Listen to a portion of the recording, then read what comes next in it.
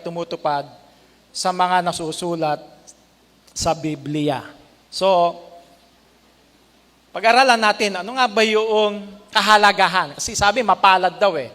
No? Paano tayo magiging mapalad? Una, ang ating paksa may kinalaman sa salita ng Diyos, sa Bible. Alam natin, ang Biblia, doon nakasulat ang salita ng Diyos.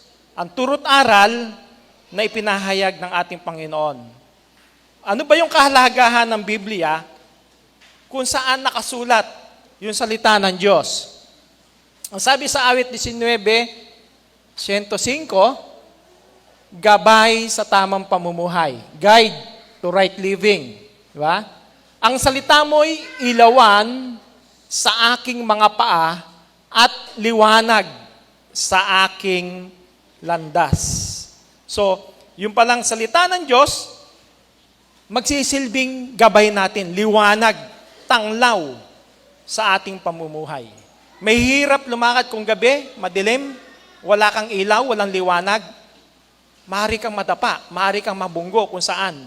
Pero kung may liwanag ka, may tanglaw sa iyong daan, magiging gabay mo yan para hindi ka madapa, para mamuhay, pagdating sa pamumuhay Kristiyano, mamuhay tayo ng may kabanalan, kabutihan, no?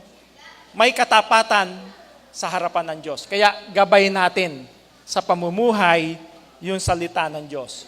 At kung tayo'y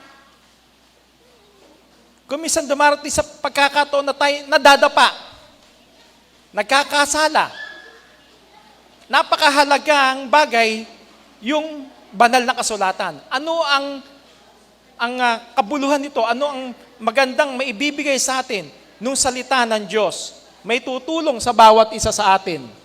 Ang sabi, pagtutuwid at pagtuturo ng katotohanan, correction and teaching of truth. At mula sa pagkasanggol ay iyong nalalaman ang mga banal na kasulatan na makapagpadunong sa iyo sa ikaliligtas sa pamamagitan ng pananampalataya kay Kristo Jesus. Unang-una, makita natin, banal na kasulatan. Ano ang hatid ng banal na kasulatan? Kaligtasan. Makapagpapadunong sa ikaliligtas. Hindi para dumunong ka sa kaalaman para ikay magtagumpay sa buhay lang. Hindi eh. Kundi yung kaligtasan. Kaligtasan ng ating buhay. Kaligtasan ng ating kaluluwa. Ang lahat ng mga kasulatan na kinasihan ng Diyos ay mapapakinabangan din naman sa pagtuturo, sa pagsansala, sa pagsaway, sa ikatututo na nasa katwiran upang ang tao ng Diyos ay maging sakdal, tinuro ang lubos sa lahat ng mga gawang mabuti. So lahat daw kinasihan, no? Yung salita ng Diyos, kinasihan ng Diyos. Saan natin mapapakinabangan? Ang sabi, sa pagtuturo, sa pagsansala, sa pagsaway, sa ikatututo na nasa katwiran. Kaya, yung salita ng Diyos, may kapangyarihang baguhin ang ating puso't isipan. Kung tayo nagkakasala, sa pamamagitan ng salita ng Diyos, basa ka, nakarinig ka, no? Nandoon yung napakasarap damhin sa iyong puso, no? Kapag meron ka nagawang mga pagkukulang kamali, nakukonsensya ka kasi ramdam mo kung ano yung sinasabi sa banal na kasulatan. Itituwid ka sa iyong mga pagkukulang, sa iyong mga kamalian. Napakalaking tulong sa bawat isa sa atin. At mabisa yan. Ano ang sabi rin sa banal na kasulatan? Sapagkat ang salita ng Diyos ay buhay at mabisa at matalas kaysa alimang tabak na may 2 talim at bumabaon hanggang sa paghihiwalay ng kaluluwa at espiritu ng mga kasukasuan at ng utak at madaling kumilala ng mga pag-iisip at mga haka ng puso. No? Kaya talagang napakabisa nung salita ng Diyos. Bumabaon sa ating puso. Kaya nga sabi ko, Mga nagdaang mga linggo, talakay din natin yan, di ba? Yung parawikang persona, yung salita ng Diyos, pero hindi persona. Kasi nasa kanya yung mga kakanyahan, mga katangian ng isang persona. Kapag ka may nagawa kang pagkakasala, sa pamamagitan ng banal na kasulatan, nasusugatan yung puso mo, nakukonsensya ka kasi dahil dun sa mga nagawa mong pagkakamali at kung nakabasa ka ng Biblia, karinig ka ng salita ng Diyos, nandun yung pagtutuwid. Itinutuwid ka ng salita ng Diyos. Ngayon, paano naman natin malalaman yung lahat ng yan? Gaya ng ating paksa, mapalad ang bumabasa, nakikinig, at tumutupad ng Biblia o ng salita ng Diyos. Kaya, kung papaano na malalaman natin yung kahalagahan ng Biblia, kahalagahan ng salita ng Diyos, sa paanong paraan natin ito malalaman.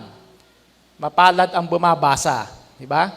Ang sabi, Revelation 1:3, mapalad ang bumabasa at ang nangakikinig ng mga salita ng hula at tumutupad ng mga bagay na nangasusulat doon sapagkat ang panahoy malapit na. Doon muna tayo sa mapalad ang bumabasa.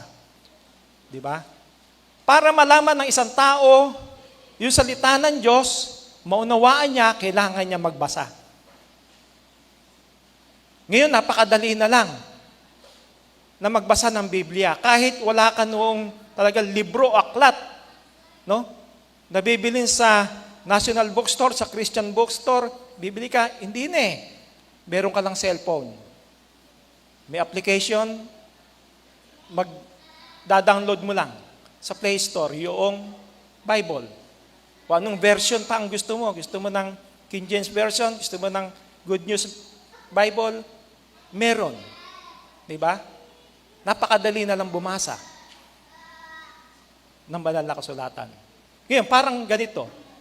Para sa isang kwento.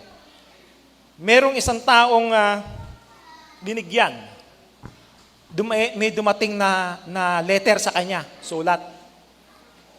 Kaya lang, abala siya. Yung sulat na dumating sa kanya, hindi niya binuksan.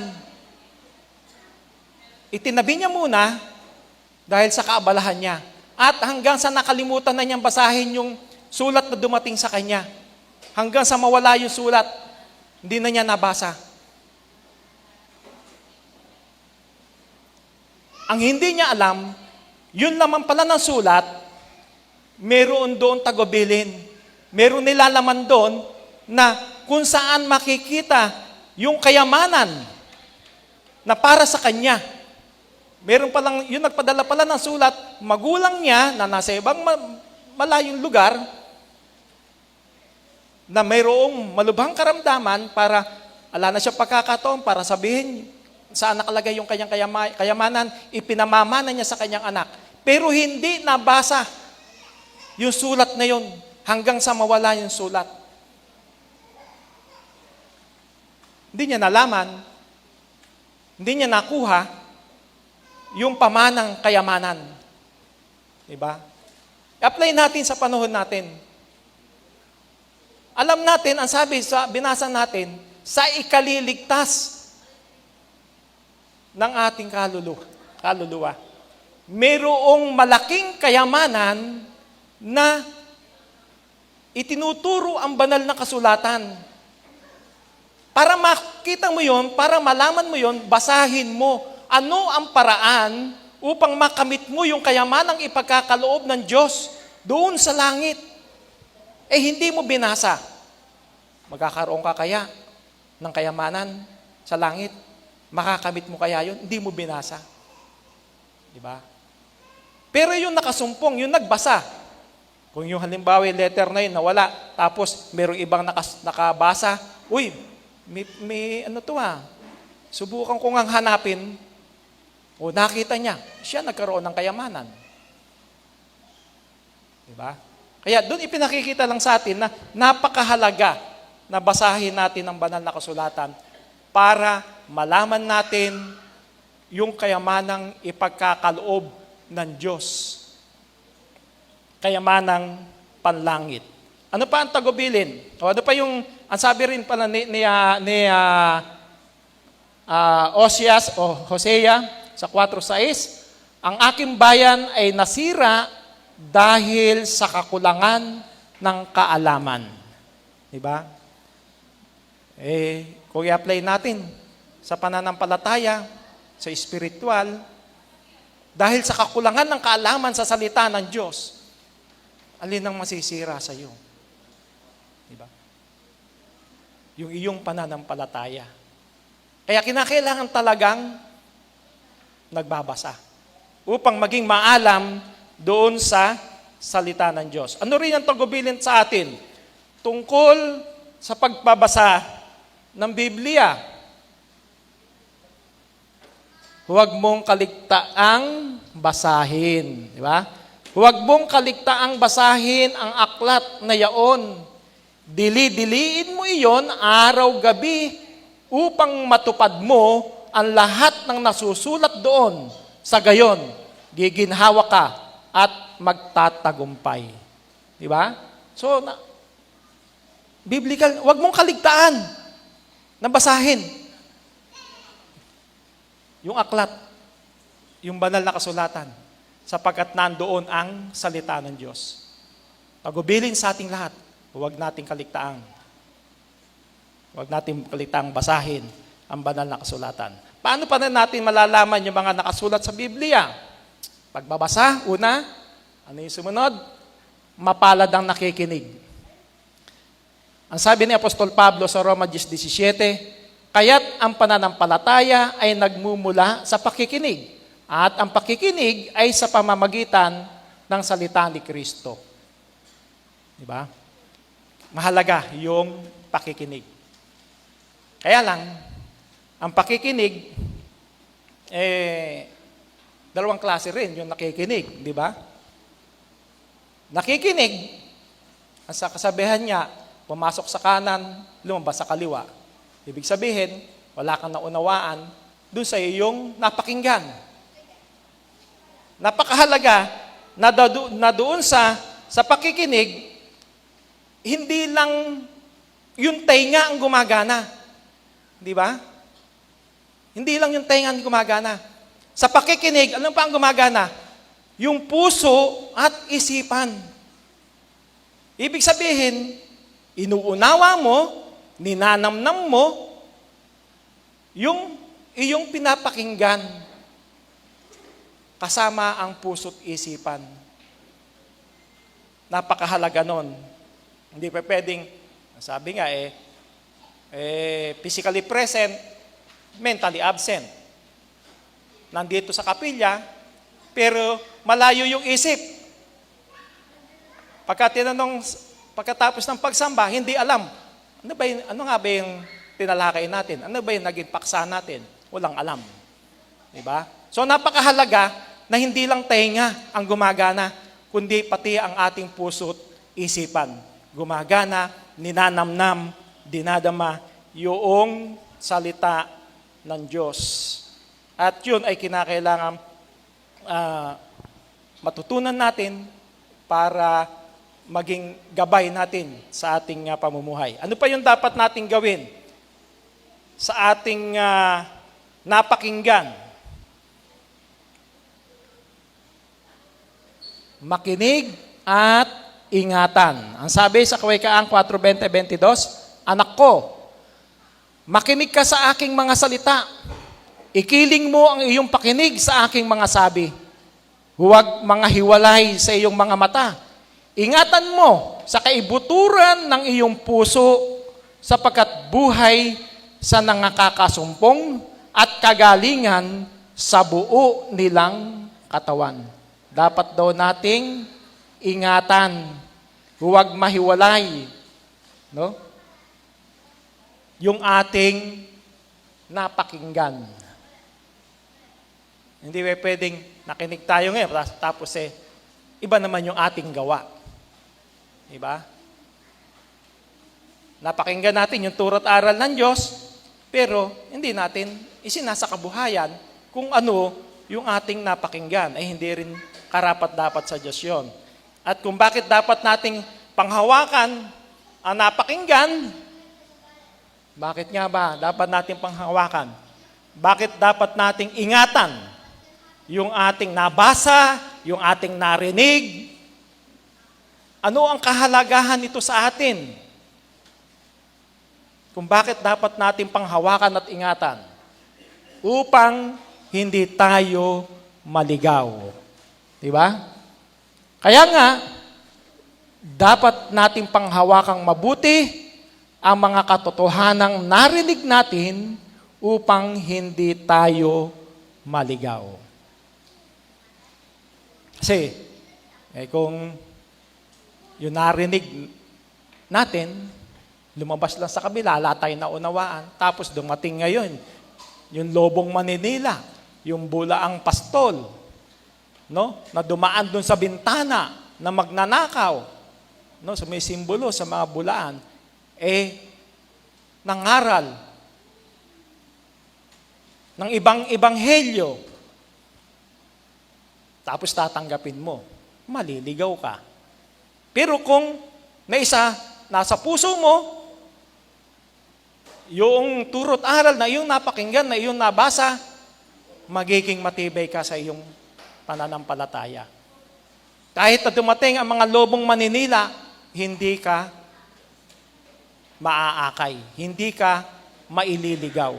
Sapagkat nakatanim sa puso't isipan natin yung turo't aral ng Diyos. At kung nabasa natin at narinig natin ang salita ng Diyos, ano pa yung kulang? Yung ating paksa, mapalad ang bumabasa, nakikinig, at alin yung huli? Mapalad ang tumutupad.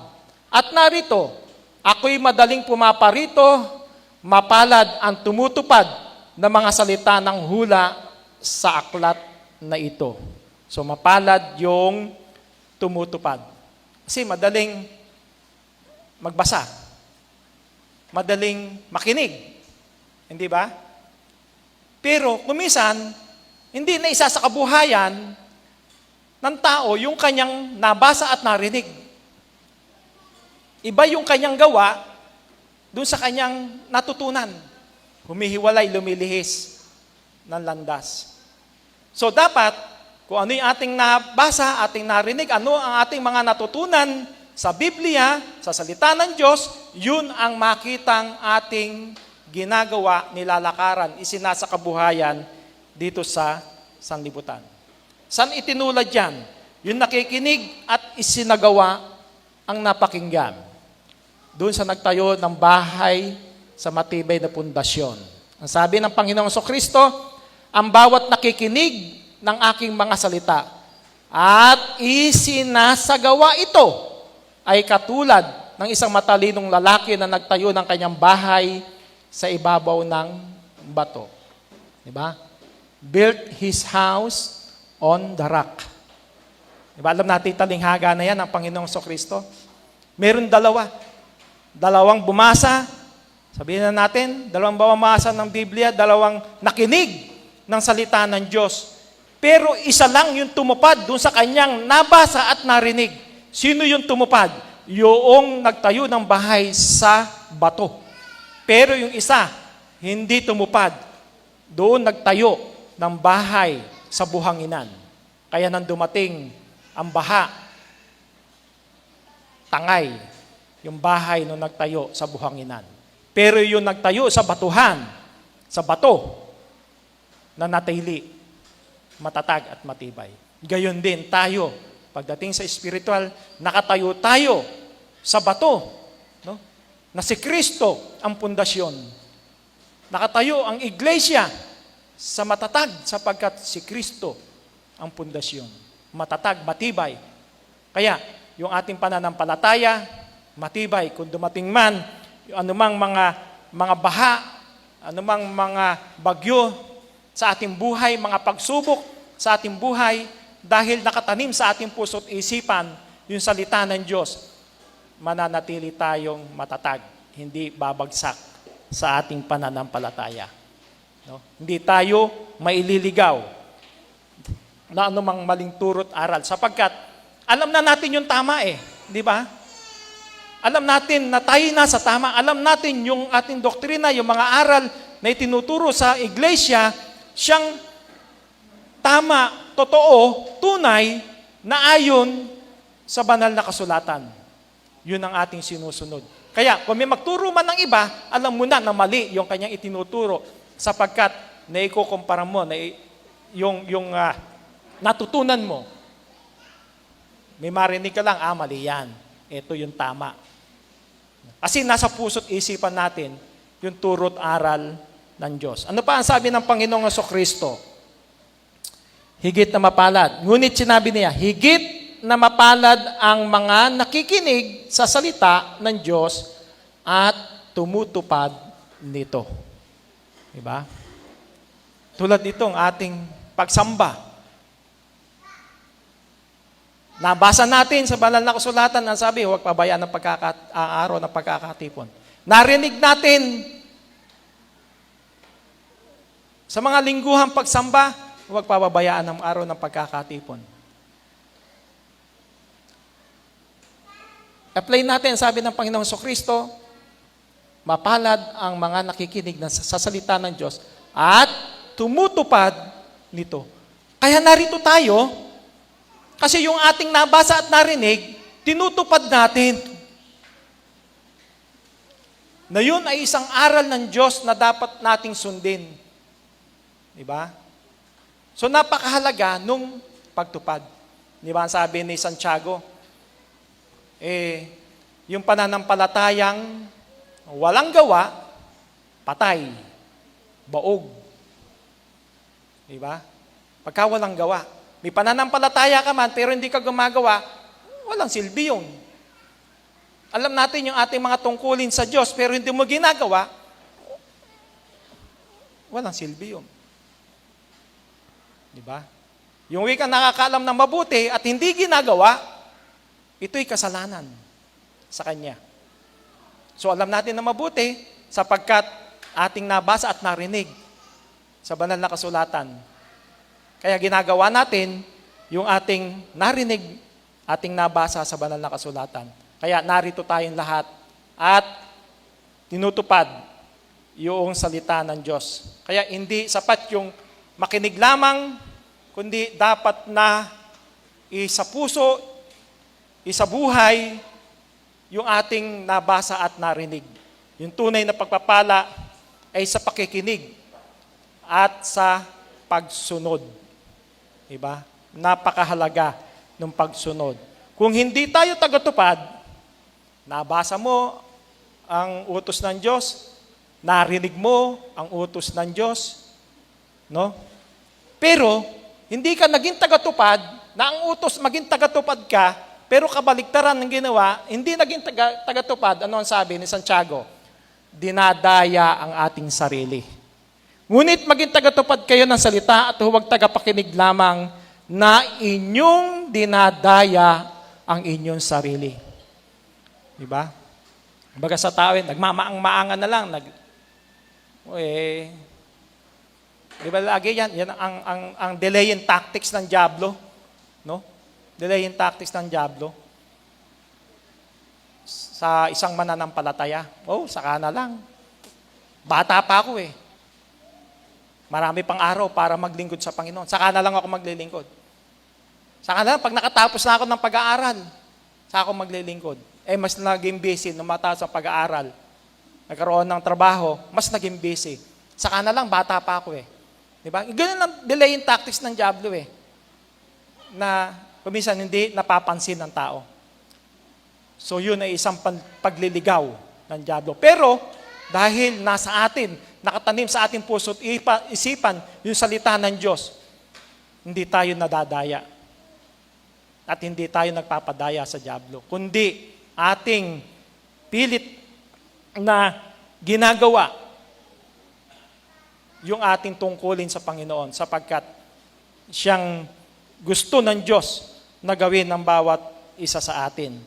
At kung tinutupad natin ang ating nabasa at narinig, ano ang ipinapahayag natin noon sa Diyos?